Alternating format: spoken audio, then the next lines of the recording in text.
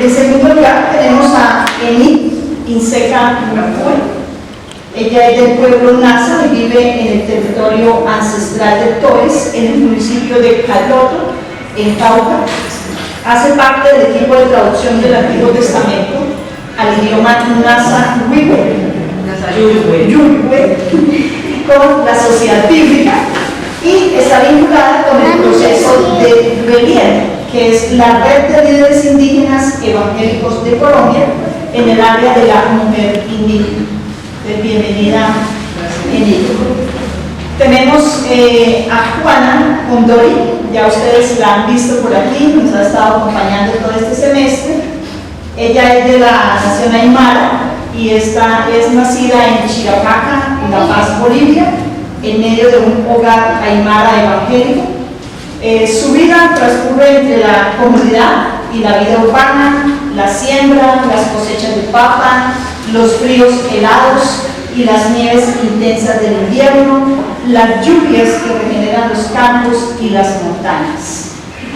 Juana forma parte del equipo de Memoria Indígena y ha trabajado con el taller Historia Oral Aymara en La Paz. Como dije inicialmente, ella está aquí todo este semestre acompañándonos, compartiendo sus testimonios de fe con los estudiantes en el semillero de estudios interculturales. También nos va a acompañar en algunas de las clases a los estudiantes. Bienvenida, Juana. Y tenemos finalmente a Ocabel Solano. Ella es de la nación Gunagune, en Panamá. Ella creció en la iglesia Gune Bautista Cristo Danique. Actualmente está haciendo su doctorado en estudios teológicos y es la directora de Memoria Indígena y misionera con Unidos en Misión. Bienvenida, Ocabel. Sean todos bienvenidos, ya les vamos a atender con más sillas. Voy a pedirles también que estamos pasando una lista para que ustedes firmen su asistencia y en la parte de afuera tenemos café y aromáticas para que usted también pueda deleitarse. Finalmente quiero invitar a Carol Ramírez. Ella va a moderar este conversatorio. Ella es socióloga y misionera. Vive en la Sierra Nevada de Santa Marta. Escuchar estas historias, estas narraciones, generen inquietudes para que podamos conocer y profundizar más en este tiempo. Entonces comienzo por mi hermana Enid y la pregunta que me oriento es: ¿cómo las memorias de tus abuelos y tu comunidad han contribuido en la formación como indígena mujer indígena? Eu chamo Sofia de Jugaisá, Guarawichati, na Kususte, hasta Mejeo, na Calmuseo. ¿Me entendieron? Hace la mano. Les estoy hablando en mi idioma, Nasa-Yuywe. Soy mujer Nasa. Vivo en el departamento del Cauca. Y pues, con relación a la pregunta, ¿cómo han contribuido los saberes ancestrales de nuestros mayores en la formación como mujer Nasa? Pienso que de muchas maneras, desde que estamos en el vientre de nuestra madre, empiezan esos saberes, ¿no? Esos saberes, cada uno de las cosas que tienen que ver con las vivencias del pueblo, empiezan desde las raíces, desde nuestras primeras palabras, y se fueron dando de muchas formas. por ejemplo, a través de los tejidos, a través de tejer la historia en nuestros chumbes, en nuestras vestimentas. Eso ha sido una gran sabiduría para nosotros.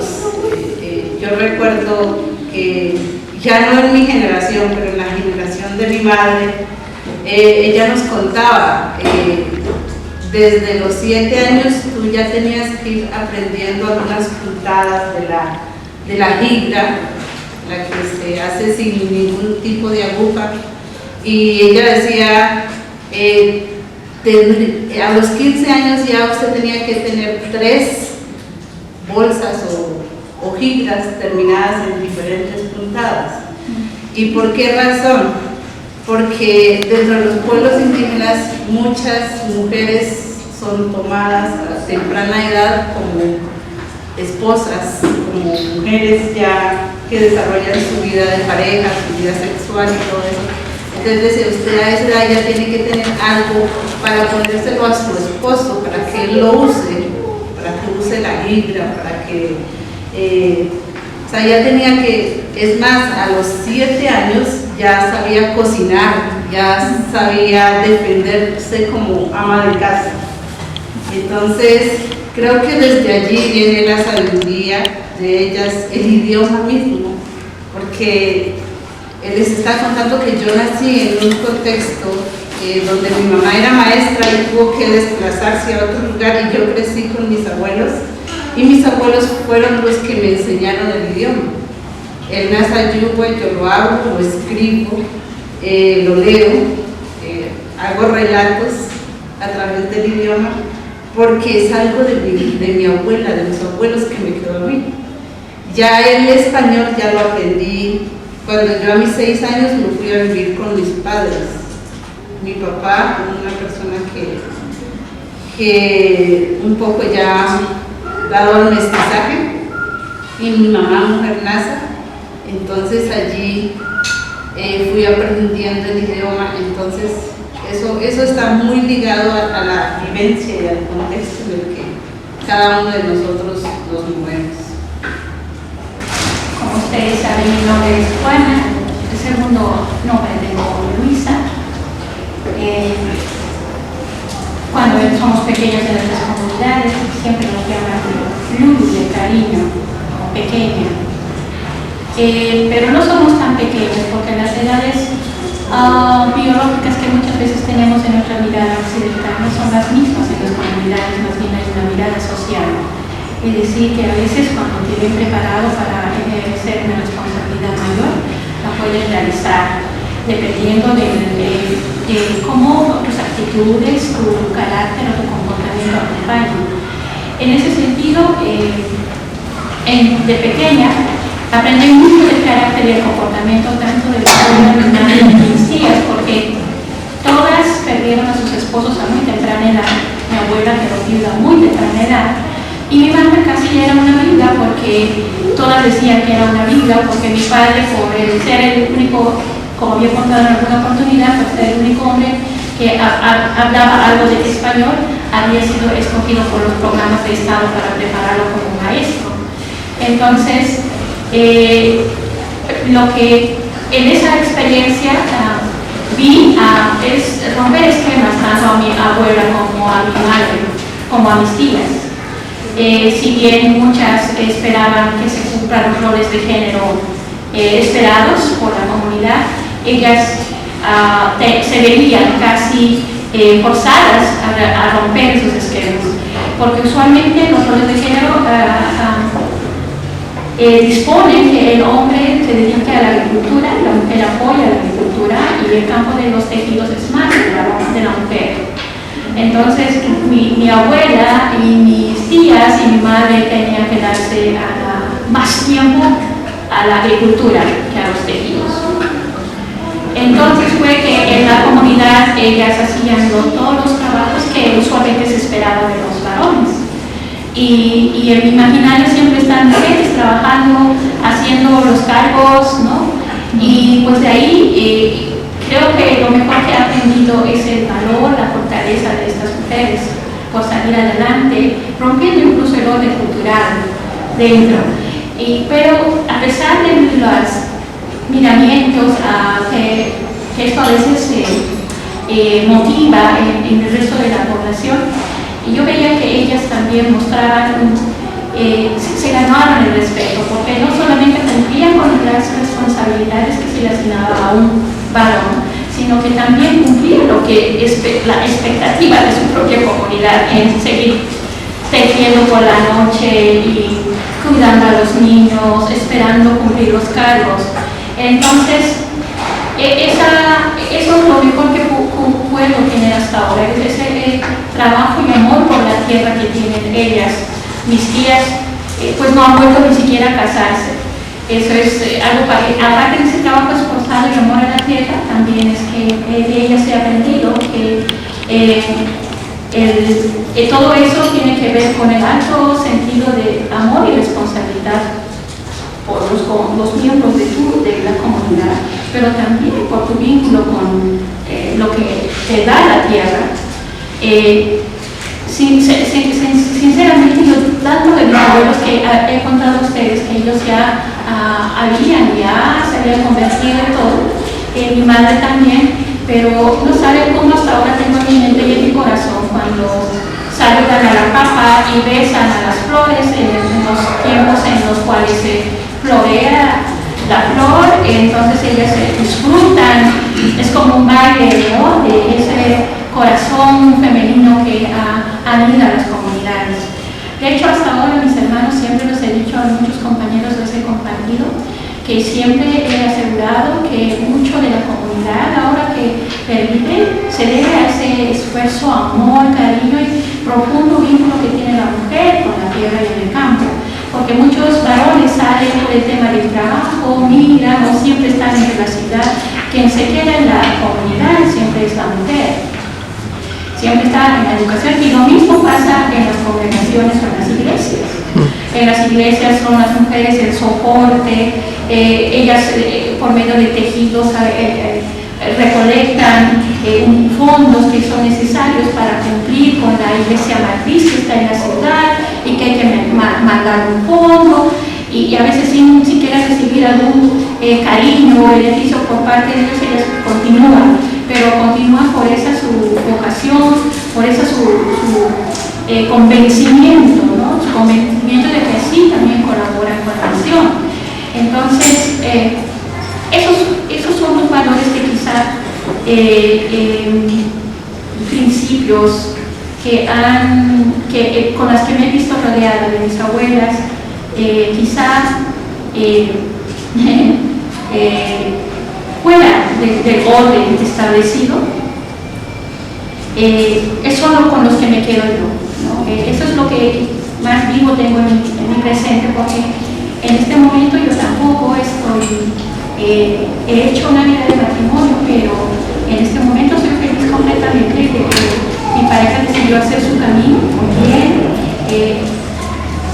lo está siguiendo su camino, como decimos en el mundo aymara, pero yo siento que todo lo que he vivido está conforme a lo que mis abuelos me enseñaron, a hacer todo con a conseguir a partir de esa responsabilidad paz en el corazón, ¿no? Y a eso se suma la fe que nosotros siempre trabajamos a nivel de las iglesias, y es el trabajo de perdón, de mutuo respeto y la solidaridad de trabajo, que son cosas que se trasladan de nuestro mundo, de nuestras comunidades, se trasladan como si fuera algo mecánico dentro de la iglesia también, pero que son valores fundamentales, ¿no?, para que la iglesia siga en marcha.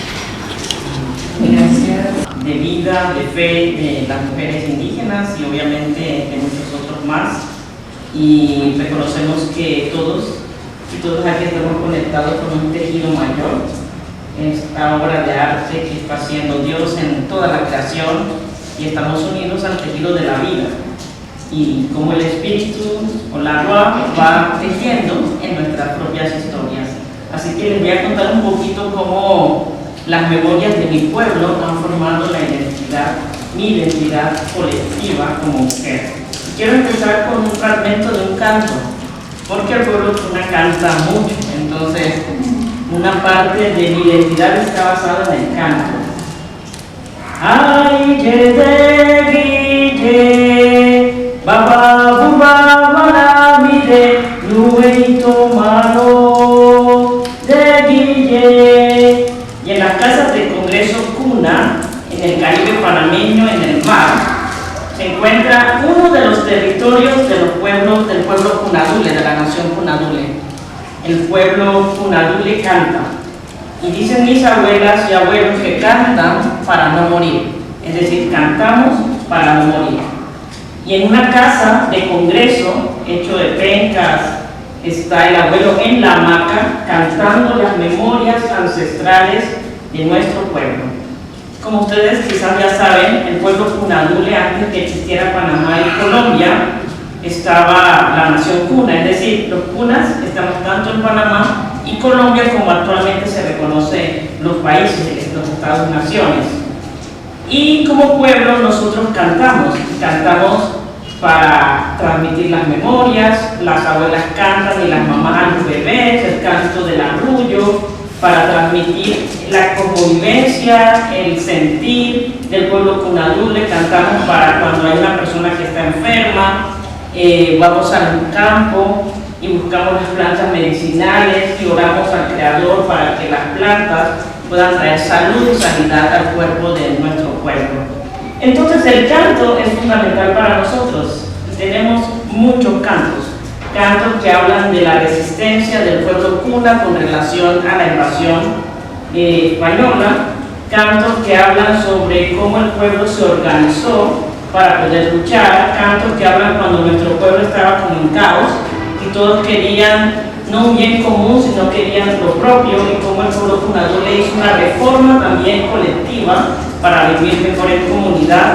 Entonces los cantos se escuchan en todos lados, pero también los cantos van unidos a un tejido que nosotros los cunas le llamamos la mola.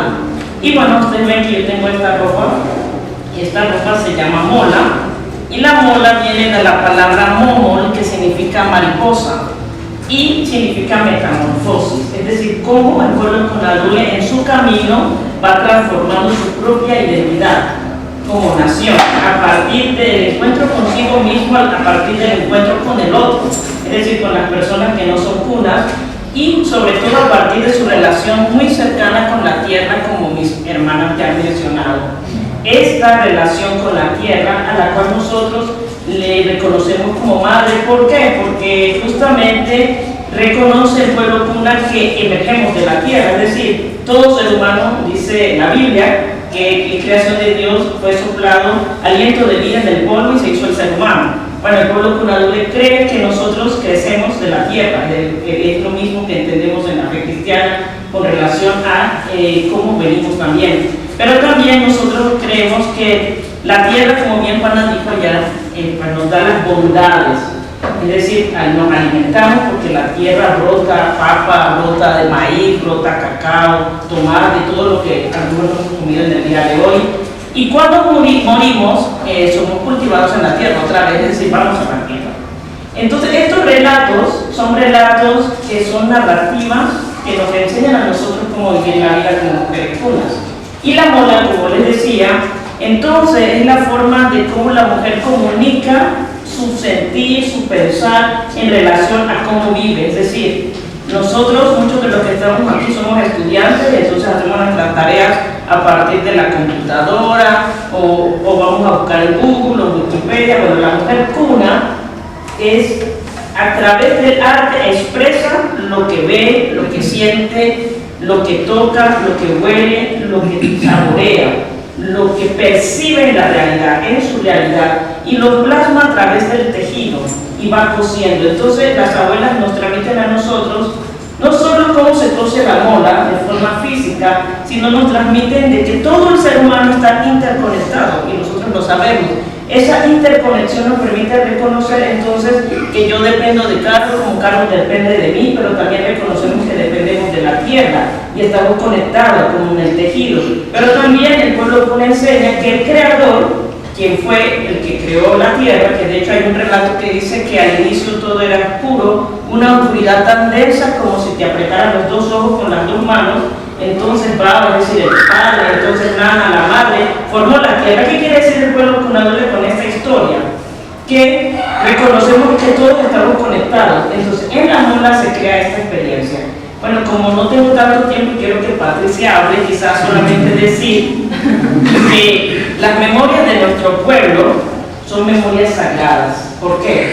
Porque cuentan la historia de un pueblo que ha vivido el lamento, el dolor del genocidio, el dolor de la matanza de miles de indígenas, pero también cuentan nuestras celebraciones, cómo nosotros a partir de nuestra oración al Creador hemos resistido en América, en Aviala, así como mi pueblo reconoce este continente que reconocemos, que muchos reconocen como América, pero también las memorias de nuestras abuelas, de nuestros pueblos nos recuerdan quiénes somos hoy día y por qué como indígenas debemos estar orgullosos de nuestra identidad. Y esta identidad e identidades de Aviala que corre de punta a punta, de norte a sur, es parte de ese tejido que el pueblo cunadole va expresando a partir del sentir, del saber, del interactuar, de la danza. Finalmente, yo nací en el mes del Bardugni. Y entonces ustedes dirán, ¿qué es eso del Bardugni? Porque la mayoría yo nací en febrero, en enero, en diciembre, ¿cierto?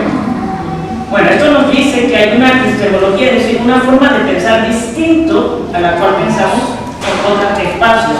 Yo nací en el tiempo del Bardugni, significa en el tiempo de las plantas medicinales. ¿Qué nos dice eso del pueblo cuna? Que el pueblo cuna tiene otra forma de entender la vida, de entender los tiempos, de entender el ciclo de la vida, del tiempo. Entonces yo nací en el tiempo de las plantas medicinales, que bueno, que en el calendario occidental sería diciembre. Ese mes de las plantas medicinales, la comunidad cuna sale al campo a buscar las plantas medicinales, reconociendo que el Creador puede dar bondades a las plantas para sanar nuestro cuerpo. Y terminando ya, decir que estas memorias que cuentan mis hermanas y yo son parte de nuestras identidades de la Aviala. Entonces es una gran riqueza poder escucharlas a ellas también. Sí, yo les voy a compartir un poco sobre mi identidad. Siempre nosotros los huivos, bueno, todos tenemos un principio, un inicio. Entonces, como digo, cómo nos mantenemos nuestra identidad y nuestra fe. Bueno, desde pequeños siempre nosotros hablamos desde nuestra niñez. Siempre nuestros abuelos o ancianas nos enseñan cómo a nuestra mamá le enseñaron y ellas nos enseñan a nosotros. Entonces, en nuestra cultura nos enseñan muchas cosas, vida abierta, todo eso. Pero lo más importante de nosotros, cuando una mujer teje una mochila, no solamente teje por mujer, sino cuando una mamá te comienza a decir, nosotros lo llamamos consejo, ella nos comienza a narrar una historia, que podemos pensar cuando estamos tejiendo. Y entonces por eso nosotros cada puntada estamos tejiendo ahí. Por eso en nuestra cultura la mochila que tejemos no lo vendemos, porque todos los que nosotros escuchamos lo tejemos ahí. Y también cómo cuidarnos, por ejemplo, no solamente las mujeres, todos los niños y niñas.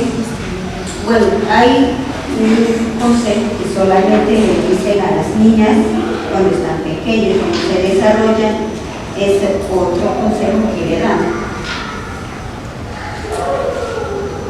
Y también nos enseñan, cuando nos desarrollamos, nosotros nos sientan, o sea, 7 días que no podemos salir de la casa, sino solamente tejer.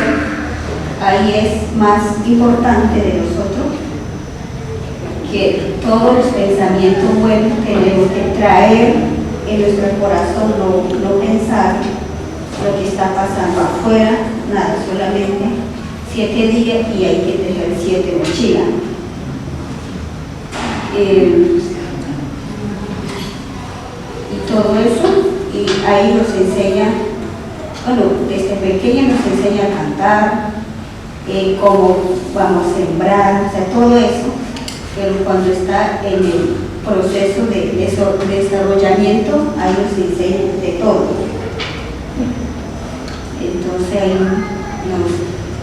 y el canto también no es solamente cantamos porque queremos cantar, sino porque hay cantos que se conectan con la tierra, con los animales, con las plantas y todo eso. Y siempre los abuelos decían que hay un canto también que se canta cuando hay un problema. Para resolver un problema que tienen hay que cantar canto, y solamente eso los cantan los mayores, los abuelos y las mamás, y eso nos enseña. Y así bueno, también nos enseñan cómo cuando en el futuro, cuando ya nos casemos, cómo tenemos que cuidar a nuestro esposo, sí, cómo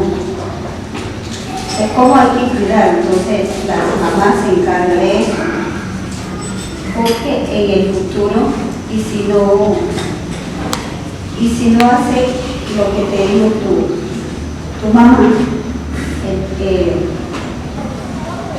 con eso es como una historia de los hijos.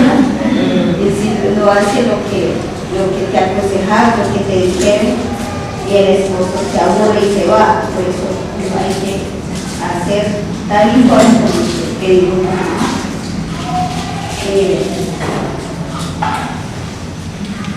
También nosotros siempre nos mantenemos con nuestra vestimenta y hablar nuestro idioma. Podemos ir donde queramos, pero nunca perder nuestro idioma y nuestro vestimenta. Y eso es lo más importante. Bueno, siempre nos han dicho, cuando hablamos en nuestro idioma, dicen, por favor, aquí hablen español. Entonces, pero eso es nuestro idioma. Entonces, bueno, nunca nos avergonzamos porque lo que hablamos nosotros, lo vestimos, y eso, y así mismo, como nos enseñaron a nosotros, o sea, a mí, y yo tengo que enseñarles a mis hijas, a mis hijos, el canto, el baile, el consejo, todo lo que me enseñaron. No solamente lo guardo para mí, sino para mis hijas o para las otras niñas, niños que hay. A veces hay niñas que los papás lo dejan y crecen como huérfanas, entonces uno se encarga de aconsejarla. Y siempre nos mantenemos así. Y en nuestra comunidad siempre se reúnen los hombres aparte y las mujeres aparte. Y hay una sala y un mamo, y la sala se encarga a reunir las mujeres y a aconsejarla a todas. Y el hombre, el mamo, a los hombres. Se dan todo, como cuidar las bebés o los niños, o sea, de todo. También, por ejemplo, una mujer o un hombre no lo queda bien la esposa, entonces el mamo o el comisario, que es Guayacoma, que se encarga de eso. O sea, como lo corrige, como hay que serlo. Cada representación, pueblo, nación, Mi siguiente pregunta para cada una es cómo ha contribuido esta identidad familiar, colectiva, comunitaria al seguimiento de Jesús. Entonces, si nos puedes compartir, Jenny, cómo esta identidad de mujer indígena te ha contribuido a caminar con Jesús. Bueno, yo soy de, creo que tercera o cuarta generación de personas que conocen la palabra de Dios.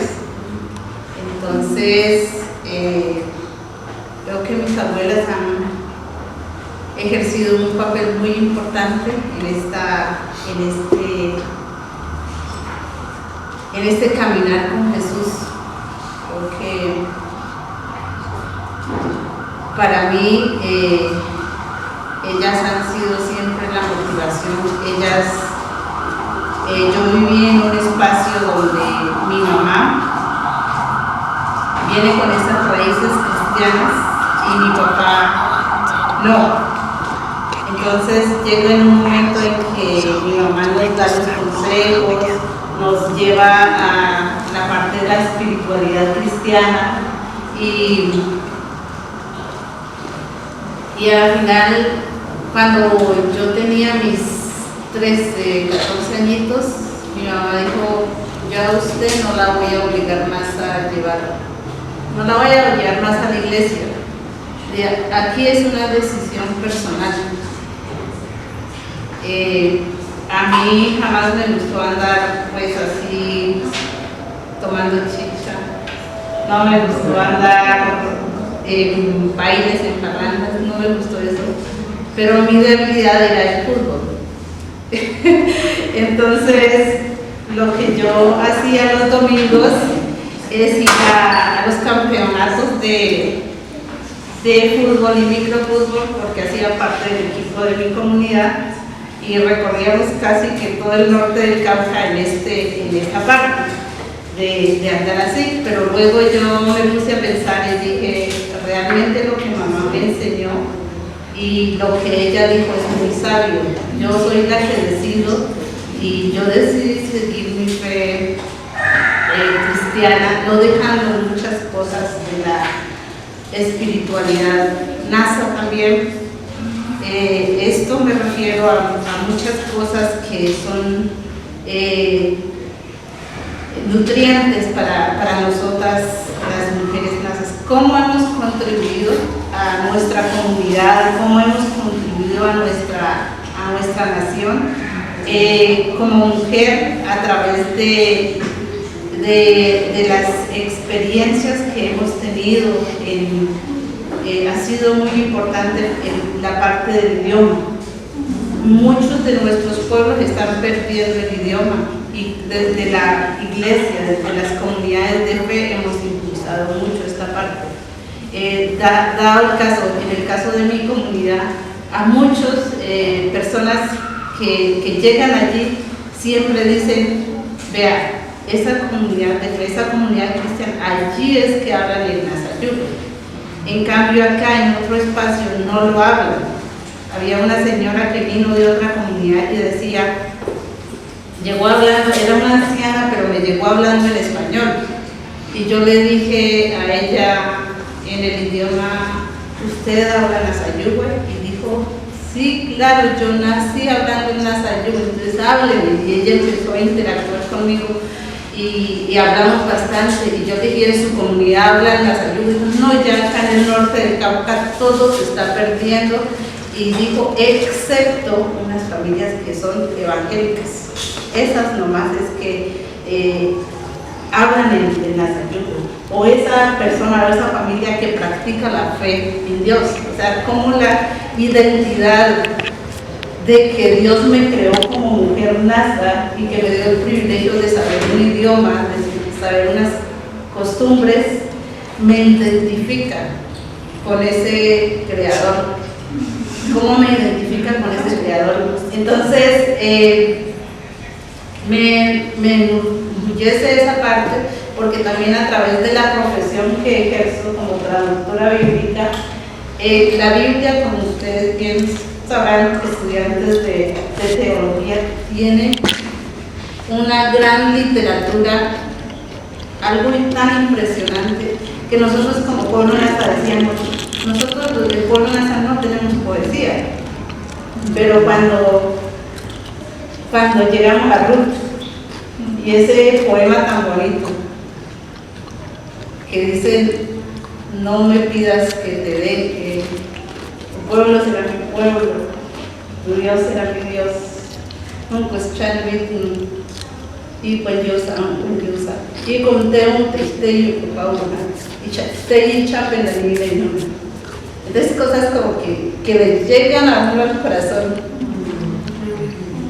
Y desde la fe, cómo hacer que Jesús hable en Nazo, que Jesús hable en el corazón de la anciana, porque siempre nuestros ancianos dicen, pero en español me leen, pero no entiendo, y eso cómo se come, pero cuando tú le hablas en el idioma, realmente estoy conociendo a Jesús, Él me está hablando, Él me está abrazando,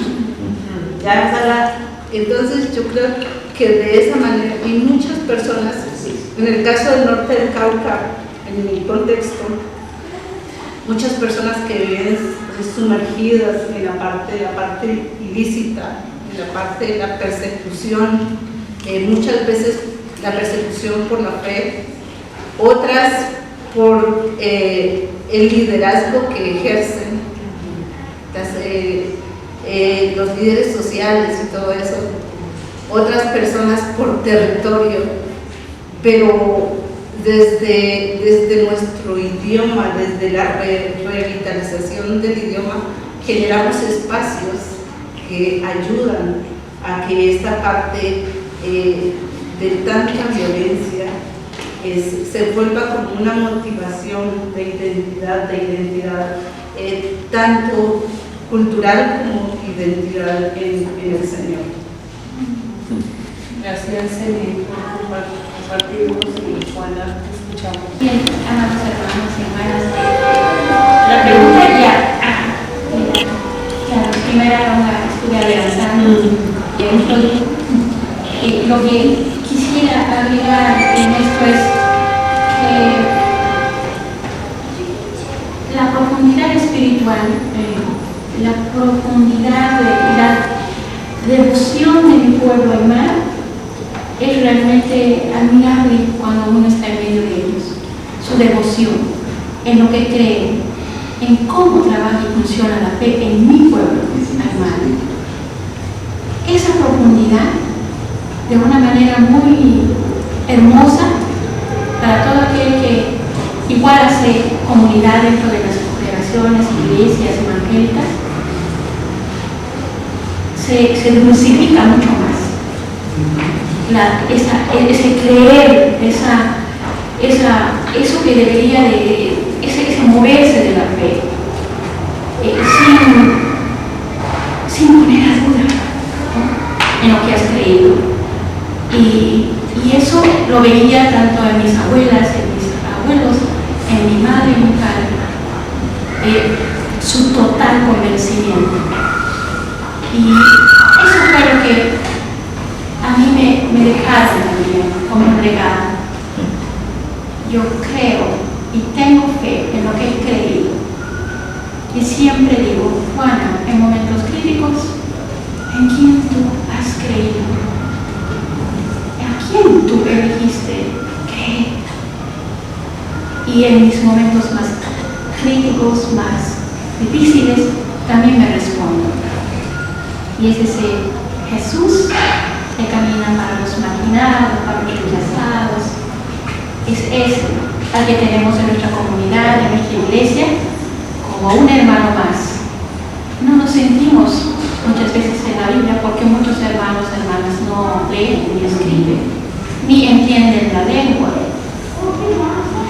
Y la manera más próxima de servirlos con ellos es mi hermano. Él me escucha, porque yo le cuento a diario mis penas, mis sufrimientos, a las cosas que tengo. Y cuando hablan de Jesucristo es eso. el amigo, el hermano, el hilario, el cuñado.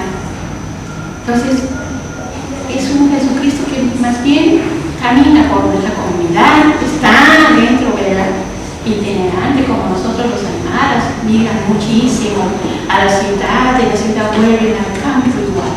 Entonces, ese Jesús en el que hemos creído siempre está así, con nosotros, juntos. Y en ello creemos y estamos convencidos. Y en ello he creído yo, y mi fe se ha creído. Y no lo pongo en duda.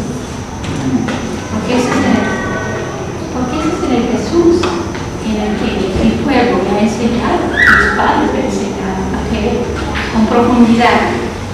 Y yo así lo tengo en mi vida. Así es como la matriz. La fe cristiana también fertiliza y trae luz a la cultura del pueblo. Y sabemos que es cierto, pero muchas veces nos hacemos la pregunta del otro lado. Cómo nuestra vivencia, nuestra propia cultura también fertiliza nuestra fe cristiana. Y yo creo que es muy importante porque nos permite ver un poco más allá de la teología de la vida, donde reconocemos que Dios se ha hecho presente en nuestra vida, aún a pesar de que algunos de nosotros en algún momento pues no conocíamos a Jesús. Pero como Dios, a partir desde que estoy en el vientre de mi madre, como dice el salmista David, que tus ojos vieron mi embrión cuando estabas en formación, nos recuerda esa pregunta de Dios presente en la vida y por tanto en la historia y presente en la vida de los pueblos indígenas en Área Llana. Para mí, la vivencia en mi pueblo ha fertilizado mi fe de muchas maneras. Y pudiera hablar mucho tiempo, pero voy a solamente tomar 2 puntos. Uno, pensar un poco en la integralidad de cómo entendemos la fe. Hay todo un tema de separación a veces de nuestra fe cuando entendemos la dicotomía entre cuerpo y alma, por ejemplo. Pero cómo los pueblos indígenas, mi pueblo entiende la vida diaria donde Dios está presente. Cuando tú vas a la casa de congreso cuna, escuchas al abuelo decir, ahora que vamos al campo, oremos al Padre, oremos al Creador, para que traiga abundancia de lluvia y crezcan las plantas y den fruto.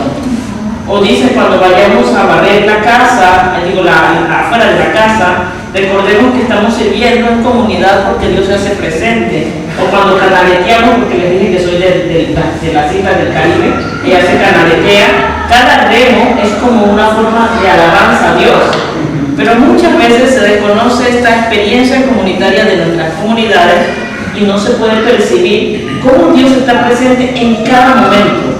Es decir, si yo pudiera decir que mi fe en la iglesia, por ejemplo, bautista donde participo, vamos a los cultos, a la escuela dominical, al culto del domingo, y cómo la vida de los curas en todo el día están pensando en Dios. Los abuelos siempre decían, cada vez que vas a la montaña, ya sea de madrugada, el abuelo se arrodillaba y lloraba al Creador y decía, hoy voy a ir a la montaña a buscar el coco, a buscar el plátano.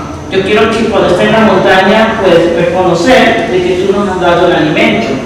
O por otro lado, a la mamá cuando le canta al bebé que les había comunicado, y se acuerdan de María cantándole al bebé cuando era pequeño, a Jesús. Y el canto del Magnificat antes de que naciera Jesús. ¿Ustedes creen que María, la única vez que le cantó a Jesús, cantó sobre Jesús fue cuando estaba embarazada? Pues creemos, desde un relato cuna, desde la perspectiva cuna, que María a lo mejor le cantaba a Jesús cuando Jesús era bebé. Cuando lloraba. Y ahora la pregunta es, ¿qué le cantaba? Entonces, la mujer cuna le canta al bebé para formar la identidad. Es decir, la mamá cuna le canta al bebé diciendo, cuando seas grande, yo quiero que tú seas un hombre y una mujer de bien. Yo quiero que tú seas una mujer que piense en los demás.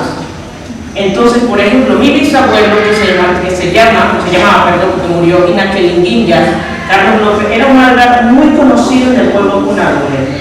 Él era un historiador e investigador, no desde la mirada occidental, sino desde la mirada cuna, porque le encantaba conocer las memorias de los abuelos y las abuelas. Una vez mi tío fue con él al campo y mi tío venía de la ciudad porque hay muchos migrantes cunas, como que hemos vivido en comunidades cunas fuera del territorio cuna, pero en comunidades cunas en la ciudad de Panamá. Y él fue al campo con mi bisabuelo y entonces el chico, mi tío, quería agarrar todo lo que veía porque veía mango, veía las naranjas, veía la mandarina, veía el coco, el plátano y estaba súper feliz, iba a la montaña con el abuelo. El abuelo no dijo nada. Pero al regresar del campo le dijo, vamos a la casa de este señor. Y le dijo, mira, mi nieto ya ha robado. Ya ha robado el plátano, el coco, la mandarina y la naranja y entrégaselo. Y él estaba así, pero yo no he robado, eso estaba libre, ¿no? Estos territorios de finca eran de un señor. Y eso es propiedad, es la capacidad de poder decir, reconocemos que toda la tierra y su plenitud de Dios, sí, pero también reconocemos que ciertas tierras también hay personas que la han trabajado con esfuerzo. Entonces eso caracteriza mi identidad por algo muy importante, porque políticamente nosotros a veces no pensamos qué comemos y qué no comemos. Por ejemplo, a veces a mí en este momento también interpela conmigo que yo voy al supermercado y de repente me compro una lata de leche, una docena de huevos y obviamente necesitamos comer. Pero para el pueblo cuna duele pensar en una relación, por ejemplo, de cultivar la tierra, de cuidar la tierra, es un acto de espiritualidad profunda que nos permite reconocer que nosotros necesitamos vivir una vida distinta en comunidades, de todo podemos comer porque cultivamos la tierra. Por otro lado, cuando yo vivo en un sistema mundo donde hay puro consumismo, donde promuevo una vida donde de repente el consumismo nos atrapa, eso para mí es parte de cómo el pueblo cunadure fertiliza mi fe a hacer una contranarrativa de comprender que la fe se vive en el diario vivir a partir de esos relatos del pueblo cuna. Bueno, finalmente, para darle espacio a Pati, decir también que pues estamos diciendo solamente algunas introducciones, ¿verdad? Los relatos, por ejemplo, ¿cómo leemos el texto bíblico? Es otra manera. Muchos relatos que vemos y que a veces uno dice, sí, Dios habla de muchas maneras, Dios nos habla hoy, y bueno, así es una versión de la Biblia, ¿no? O que Dios nos va a hablar y cuando vamos a texto decimos, pero Dios nos va a hablar de nuevo. Para mí ha fertilizado mucho mi fe leer el pasaje bíblico a partir de una lectura como un adulto, como ya dije el pasaje de María, por ejemplo, o las parábolas de Jesús, como los dichos de los abuelos de las comunidades fertilizan mi fe para entender pasajes de la propia Biblia que apelan mi fe y que me hacen reconocer de que no necesitamos a todos, necesitamos de la familia, de las abuelas indígenas, para mirar una vez más el texto y reconocer cómo ese texto me habla a mí a partir también de ese contexto. Y finalizar de que yo creo que la espiritualidad y la vida de fe de mis abuelos ha fertilizado mi fe al ser muy humilde también en el sentido del escuchar. Y termino con esta historia y lo voy a hacer muy corto. Cuando uno a veces va a una comunidad, uno quiere conocer las historias de los abuelos, se cuentan la historia, pero tengo solamente una hora. Y entonces, una vez el abuelo Cuna, como un universitario, le dijo, pues no te puedo contar la historia. Y los universitarios preguntaron, ¿por qué? Porque de una hora, yo no te puedo contar una hora la historia de un pueblo. Entonces, esto apela a mi fe, ¿en qué sentido? En la capacidad de respeto hacia el otro para el escuchar, y el escuchar no desde el consumismo automático de alrededor, donde tengo un tiempo y ya me tengo que ir, sino ese respeto que interpela, porque el Cunas entiende que todo el ser humano es imagen y semejanza de Dios, claro, con otra narrativa a lo mejor. Entonces, al yo entender la vida y la nación de otro pueblo, te estoy preguntando sobre las historias que remontan de años. Y entender la vida del otro para mí, escuchar, es también interpelar mi fe como Jesús lo hacía. Tratar de entender al otro, conocer al diferente, escuchar y ver a Dios en los lugares donde no lo vemos, por este evangelio de la gracia, en lugares donde nosotros pensaríamos que Jesús no está presente, pero está presente. Y eso y mucho más interpela la manera de vivir de los pueblos indígenas, mi fe. Bueno, en mi comunidad son muy tradicionales. Yo, como cristiana, yo no puedo llevar esa fe allí en mi comunidad, no es fácil. Entonces, de pronto, ahora yo digo gracias a la Casa Viva, ya yo he aprendido, pues, yo he pensado, si no hubiera existido la Casa Viva, de pronto yo también me hubiera convertido como otros hermanos que hacen cuando van a la iglesia, olvidan de su idioma, su vestimenta, y se olvidan todo, o sea, ya no quieren saber de su comunidad. De pronto, si yo también de pronto pudiera estar haciendo eso, porque en mi comunidad no me dejaban yo seguir a Dios, no era fácil para mí. Solamente, bueno, había bastantes nuevos creyentes, pero cada vez que las autoridades lo llaman y se salen de la iglesia, se salen de la fe, entonces yo veía que yo solamente me quedaba yo sola. Entonces, en la cultura, una mujer no se puede decidir ella sola, sino tiene que haber. Entonces, las autoridades sí no estaban de acuerdo, pero yo no hacía como los que hacen los misioneros, llegan y oran y eso, yo no podía hacer. Creo que eso fue un milagro de Dios, que de la nada salió la Casa Viva.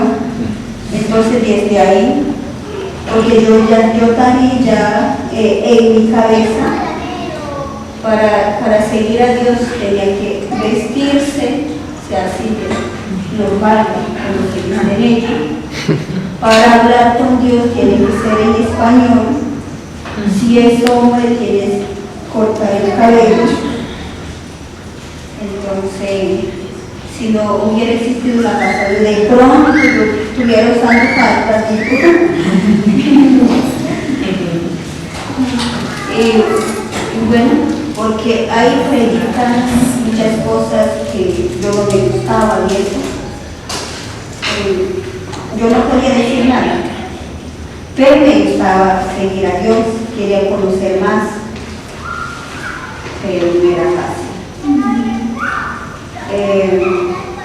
Bueno, hoy en día, gracias a la Casa Viva, ya nosotros podemos ir a la comunidad, ya nos conocen como creyentes, ya no nos dicen nada, pero nosotros no podemos ir con la Biblia, sacar una cita, mira aquí dice esto, que vamos a orar, no podemos decir eso.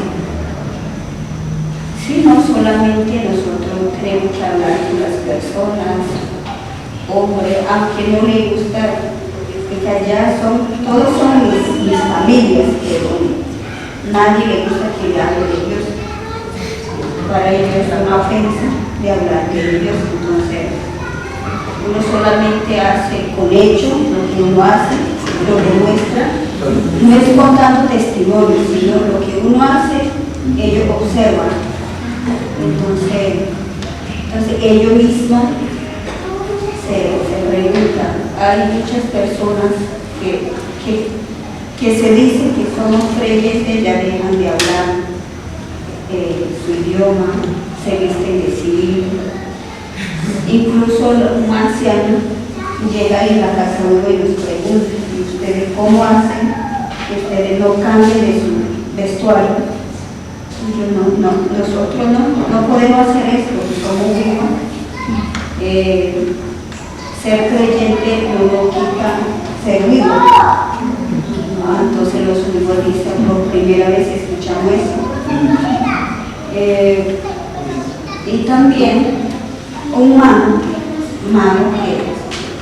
nunca le gustó creyente, también pregunta, ¿y cómo así que ustedes, siendo creyente, hablan con nosotros, siendo humanos? Porque hay otras personas que no lo hacen.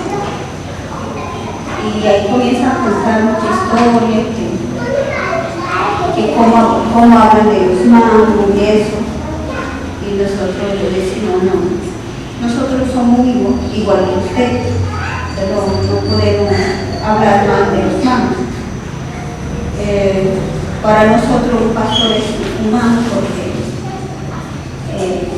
entonces comienza a contar historias y ahí entiendo que los magos también saben mucho de la Biblia.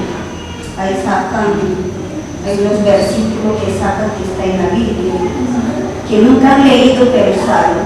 Entonces eso es muy interesante para mí, como los magos que no leen pero saben. Entonces yo le digo, mi mamá es una anciana, entonces yo le digo a mi mamá, entonces ella me cuenta que mi abuelo no estudió, pero él sabía desde el principio hasta el fin de la Biblia. Cuando es un verdadero mago, sabe todo de la Biblia, y los magos de hoy casi no saben, por eso que tienen rabiados a los creyentes. Y eso yo siempre he pensado, porque como decía en la casa de igual siempre nosotros estamos hablando porque hay en la comunidad, en la misma comunidad, siendo hijos ya no cuentan la historia de antes, de los mayores, nada. Y ya han perdido los cantos, el baile. Entonces nosotros en la casa nos trazamos como recordar eso. Y hay muchas personas que bajan y nos escuchan a ver si hablamos como hacen otros creyentes igual, que solamente hablamos en español o en español. Entonces, cada vez que llegan, siempre nosotros hablamos en nuestro idioma, mis hijas igual, mis hijos igual. Y así, entonces yo, por ser creyente, yo me siento que soy otra persona, no soy el mismo. Si no te mostraré a la persona que tengo que hacer, que no debo hacer. Porque soy creyente, yo no tengo que discriminar a otra que son muy buenos como yo, no lo puedo hacer. Yo igual sigo tejiendo, igual sigo cosiendo mis vestidos, y entonces desde ahí hasta los magos se han impresionado. Dicen que estos creyentes son diferentes. Entonces, nosotros cuando llegamos a la sierra, hablamos igual, saludamos igual, comemos igual lo que comen ellos, porque ellos conocen cuando ya salen de la comunidad, dicen que no comen la comida que cocinan allá. Nosotros no hacemos eso, y mis hijos tampoco. Bueno, ya ahora en este momento ya no tengo temor para decir que yo soy creyente, porque ya me conocen que soy creyente. Y también eso es por la gracia de Dios que la casa vive. Entonces siempre todos los jóvenes que llegan ahí, si ustedes son libres, nosotros no le vamos a decir, tienen que ser creyentes, no, ustedes son libres. Si yo quiero seguir a Dios, siguen, y si no, pues no. No les vamos a obligar. Y así, bueno, en nuestra comunidad, ya por ejemplo, yo y mi esposo podemos vivir allá, ya nos conocemos por creyente. Pero tampoco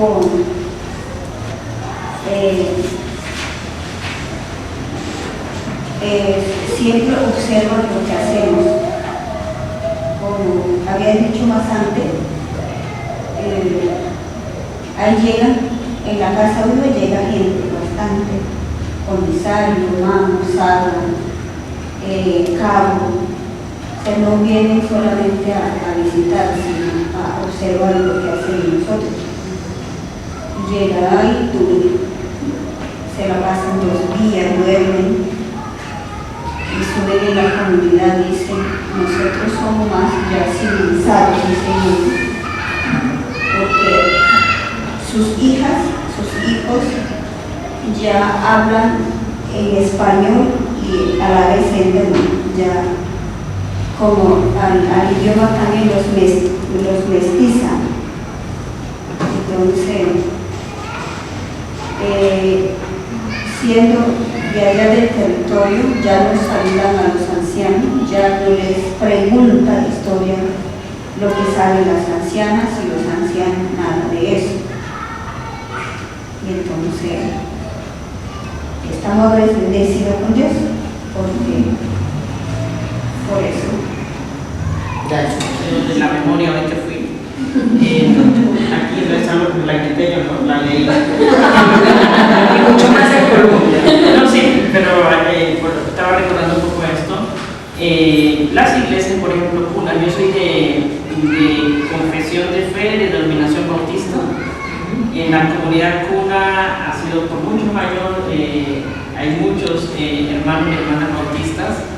Entonces, en la comunidad cuna existe toda una política de nación cuna. Por ejemplo, qué iglesias van a poder entrar a las comunidades cuna y qué iglesias no. Hay toda una asamblea. Y en la asamblea se decide. Y algunas realidades que podemos ver es que cuando hay asambleas colectivas se dice varias cosas de la iglesia.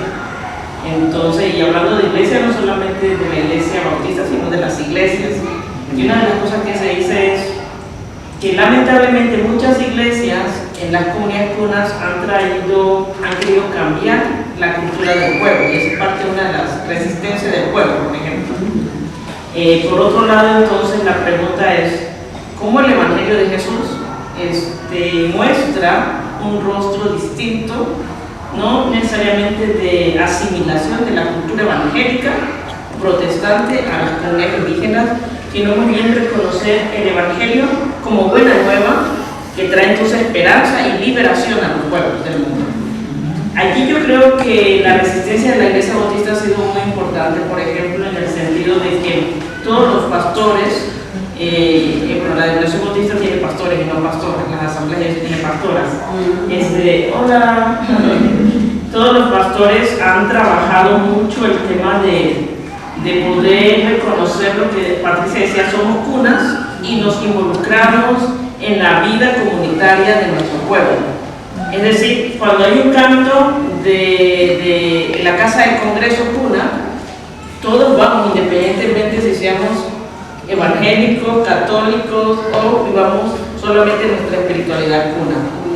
Para mí, no son acciones a veces que se ven tan, ¿cómo se diría eso?, con mucho ruido, pero son acciones específicas de resistencia. ¿En qué sentido? En decir, nosotros creemos en el Jesús de la vida, para nosotros como cunas cristianos, pero reconocemos que en el relato de nuestros pueblos también Dios ha hablado, y ha hablado de otras maneras. Bueno, ahí sí pudiéramos quedar mucho más largo que significa que Dios ha hablado, ¿no? Ya es mejor todo un tema teológico. Por otro lado, para darle el paso a Juana, que a lo mejor ya le quieren responder, y Patricia, de resistencia que hemos tenido, por ejemplo, los cunas bautistas, ha sido también el hecho de reconocer que nosotros sí reconocemos que nuestra identidad como cuna es muy importante. Por ejemplo, las divisiones del protestantismo y del catolicismo en el pueblo cuna se vieron muy reales en muchos momentos de las épocas de la historia. Pero en 1908, por ejemplo, la Iglesia Católica y la Iglesia Protestante quiso una vez más ir al pueblo cuna, y hubo pugnas entre el catolicismo y el protestantismo, por ustedes ya saben las razones y otras más. Entonces el pueblo cuna no entendía y decía, pero ¿cómo puede ser que todos son cristianos y se andan peleando? Y no entendemos. En los relatos cuna, entonces dice, ¿cuál es la resistencia de la iglesia bautista, por ejemplo, y otras iglesias? Es decir, nosotros somos hermanos. Mi fe en Jesús me permite reconocer que somos hermanos, pero también mi identidad como cuna, es decir, no importa si estamos en el mismo lugar, católicos o protestantes, o cunas que no son protestantes y católicos, y tratamos de vivir la hermandad reconociendo un relato más grande que mi confesión de denominación. Entonces, hay muchas más, pero solamente dando algunos puntazos para poder seguir de acuerdo. Bueno, en el territorio y el mundo de la nación aymara, ahí pues no hay quien decida qué denominación o qué misión ingresa. Ahí van desde las más históricas hasta las más novedosas de las misiones cristianas. Pero algo en común que tienen todas es esa mirada de visión reclutadora que tienen todas. O sea, vas y persona que yo convierto se viene a mi denominación, se viene a la iglesia, o estás afanado en inscribirlo en tu lista. Y eso es lo que en el mundo aymara se cuestiona mucho desde la mirada de los intelectuales, de las comunidades, desde las autoridades, ¿no? La fragmentación que sufre a raíz de todo eso, la unidad, que es la base, la solidaridad, el eje colectivo, se fragmenta, sobre todo por la manera, tú llevas un mensaje, pero no estás muy seguro de cómo lo está interpretando al que le estás llevando el evangelio. Entonces ahí, lo primero que, como decía Paqui, lo primero que ves es que el cristiano ya empieza a sentirse más identificado, siente que puede identificarse con el mensaje o con el mensajero, cambiando sus hábitos, su costumbre, es decir, no solamente en el plano espiritual y la transformación, sino hay otros aspectos también que transforman con él, ¿no? Entonces, desde ahí siempre se ha cuestionado eso, que incluso hay misiones que han aceptado, muy bien, son comunidades indígenas, está bien, acepto tu manera de vestir, acepto tu lengua, todo. Incluso traducimos la Biblia a su lengua, pero lastimosamente siguen haciéndose las traducciones desde la perspectiva de las misiones, desde la perspectiva de las iglesias. ¿Y que hay desde la perspectiva indígena? Nadie le ha preguntado, ¿verdad? Que él está pensando sobre esta escritura. Eso es realmente duro y es mucho más, incluso creo que es otra neocolonización, ¿no? Porque estamos usando su propia lengua, su propia manera de vestir. ¿Para qué? Para ver, estamos instrumentalizando hermanos. Entonces, ya la gente a estas alturas, las comunidades indígenas, que ya tienen pues hermanos, sus intelectuales, su gente que se prepara y estudia, y ya, ¿no? Se percatan claramente de las intenciones que tiene el sistema o lo que consideran está fuera de su territorio, ¿no? Entonces, tenemos que estar prestos también, no solamente pues a aceptar la vestimenta, su lengua, pero traduciendo lo que nosotros queremos. No creo que sea la oportunidad de que ellos mismos empiecen a través de su lengua y hagan un paso más allá. Siempre les he dicho a mis hermanos cuando converso, tenemos que interpretar la Biblia, o considerando que nosotros somos pues esa luz. Estamos en el proyecto de Dios desde el inicio de la creación del mundo. Entonces, hagamos ese ejercicio. Y yo sé que muchos tienen sería realmente un desafío, mis hermanos, ¿no? Que no solamente estemos pensando que evidentemente hay aspectos muy ventajosos de esta mirada que han tenido muchas de las misiones. Aunque hayan traducido de esa manera las Biblias o textos, qué sé yo, se ha mantenido la lengua. Nosotros los aymaras tenemos de un sacerdote cronista del siglo XVI, el primer diccionario en aymara, y en eso todavía seguimos mirándonos, y es hermoso ver. Pero claro, estaba traducido a los intereses de ese tiempo para la misión evangelizadora, pero aún así nos ha servido como corpus para mirar nuevamente la matriz de nuestra cultura, ¿no? Y desde ahí nos damos cuenta que éramos hombres, a partir de ese instrumento, de realmente ese documento, los demás nos damos cuenta que éramos profundamente espirituales, que veíamos muchas cosas de luz de nuestro propio pueblo, y muchas comunidades, de hecho, pudieron y deben tener en algún lugar todos esos documentos que están por ahí, pero que todavía no han visto, ¿no? Entonces, creo que debemos pasar a ver si ahora muchas comunidades indígenas se autodeterminan, piensan su destino, su devenir por sí mismos, también en el aspecto espiritual, ellos tienen mucho que brindar. Ellos tienen ya una construcción muy hermosa como raíz cultural. Entonces sería la oportunidad más bien animarlos, ¿verdad? Nosotros en compañerismo, en mutuo respeto. Pero aquí el problema es que seguimos considerando que hay cosas como decía la hermana, como que no están todavía civilizadas y como que yo todavía sí soy civilizado, soy el portador, la vida que te ofrezco y el mensaje que te doy te va a civilizar, te va a cambiar, ¿no? Entonces, esas subjetividades todavía siguen en nuestra mente, ¿no? Entonces, yo creo que estas reuniones, estos diálogos nos ayudan a sentarnos en una misma mesa, todos podamos compartir la misma comida, ¿verdad? No, creo que nuestras comunidades hasta ahora han comido algo que ya, un banquete donde se las ha preparado. Ustedes, hermanos, gracias a todos, tienen esa gran visión, traen la comida preparada, pero les aseguramos que nosotros también podemos compartir en la misma mesa y poner nuestro plato y compartir todos la delicia de todos esos alimentos juntos. Amén. Les puedo asegurar, mis hermanos, denos una oportunidad, den la oportunidad a las comunidades, vayan en son de paz y de amigos. Aquí en los seminarios y en cualquier otra institución siempre nos tienen bajo el modo preventivo, ¿no? O sea, en cuanto dicen indígenas, ya estamos preparando, no sé cómo enfrentarlos, ¿verdad? Cómo exorcizarlos, o cómo enfrentar todo. O sea, ya como que ya vamos armados, pero creo que esta meta implica que nos desarmemos, mis hermanos, ¿no? Un desarme total de todos y sentarnos y verdad, hermanos, la sensación de ese Señor, de ese Dios al cual yo veo desde los inicios de la creación del universo, ha sido maravilloso para todos y vamos a testificar todas las comunidades de eso, hermanos, lo maravilloso que es, lo maravilloso que fue la creación y cómo el Señor nos ha ido guiando, tomándonos de la mano a través de toda la historia. Pues que un sector del mundo nomás ha tenido su historia, hermanos, ¿no? Todos hemos ido paralelamente caminando, ¿verdad? Entonces yo creo que nuestros pueblos tan maravillosos también nunca han sido olvidados en ese Dios en el que creemos.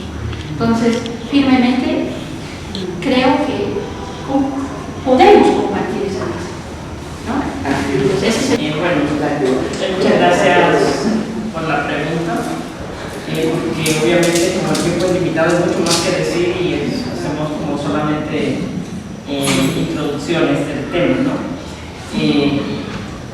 Yo creo que no solamente los pueblos indígenas originarios, sino toda América Latina y allá estamos impregnados de cantos, ¿no?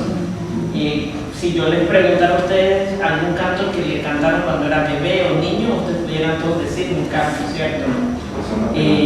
¿Perdón? La zorra pelada. La zorra pelada. Y ciertamente el pueblo Kuna en su sabiduría transmite la educación a través del cantar, del canto. Entonces nosotros tenemos nuestros propios salmos, si lo queremos llamar de esa manera. O sea, no estoy diciendo que Kuna tiene salmos como tal en la Biblia, ¿no? Pero los salmos son cantos. Y el pueblo Kuna, como Patricia contó también, dijo, y otros más tienen cantos. Entonces nosotros muchas veces, tomando en relación a lo que decía Juana y Jenny, a veces cuando hay traducción de la Biblia, por ejemplo, y estamos en una iglesia, leemos la Biblia, pero lo leemos así como lo leemos, ¿no? Vamos a abrir Génesis 1:1, a veces se lo sabe. En el principio creó Dios los cielos y la tierra. Cuando en el pueblo Kuna, desde bebé se canta, imagínate esa ruptura epistemológica de separación entre cómo nosotros aprendemos y cómo se nos enseña la Biblia. Entonces tu pregunta es muy importante porque es tanto teológica como misiológica y eclesiológica, en el fundamento tal que nos habla de las maneras como nosotros también aprendemos la Biblia. Entonces, para el pueblo cuna sería muy importante, entonces, es muy importante la musicalidad a la hora de aprender, porque desde que somos bebés y antes que éramos, bueno, cuando ya estamos en el vientre de nuestra madre, como dijo bien Nick al inicio, escuchamos los cantos. Entonces, esta relación de los salmos también nos habla no solamente de cómo, del cómo, sino también del contenido, es decir, ¿qué cantamos, no? ¿Y por qué cantamos? Es una pregunta muy importante. Entonces, yo creo que así como David y otros salmistas y muchos otros más crearon cantos, el pueblo cuna ha creado cantos desde su propia historia y de su propia memoria que hablan de su relación con el Creador. Es decir, cuando hay un llanto que se llama Las abuelas lloran, Mugan Boy, así se llama. Y esos llantos de las abuelas, cuando se escucha, trae, voy a usar una palabra psicológica, aunque no necesariamente esa es la interpretación, pero el cantarse colectivo. ¿Qué quiere decir? Todo el pueblo llora. ¿Por qué? Porque las abuelas comienzan a cantar y a danzar el canto cuando llegaron los españoles y mataron a las mujeres y a los hombres en el río. Entonces, las abuelas rememoran ese canto. ¿Y qué pasa con ese canto entonces? Recordamos también que a pesar de que muchos murieron, todavía existimos. Y por lo tanto reexistimos. Y eso es lo que también canta los salmistas, como un pueblo oprimido, un pueblo en el exilio, un pueblo en el desierto, un pueblo que lamentaba, pero también que celebraba cómo el Dios de la historia estaba presente en la vida del pueblo de Israel. De la misma manera el pueblo cuna canta cómo el Dios de la historia, a pesar del dolor, ha estado presente en la historia también de nuestro pueblo. Gracias, Isabel. Patricia, ¿quieres agregar algo?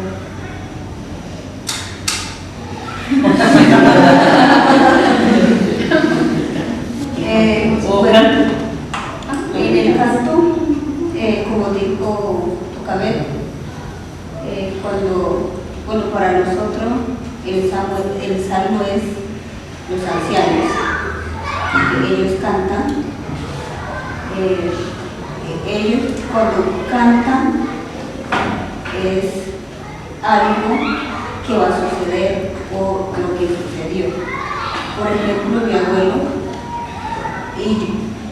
cantaba cuando llovía mucho y también el relámpago. Entonces él cantaba y se conectaba como el rayo y hablaba con el rayo por medio del canto. Entonces el rayo se paraba y dejaba de llover mucho. Y también, por ejemplo, cuando hay una enfermedad, que ya si es un bebé o un niño grande, ya que no va a vivir, entonces él hacía cantar. Incluso él tenía una cueva donde iban cuando sucede una cosa así tan grande, él iba en esa cueva a cantar. O sea, él decía que le cantaba a su Dios.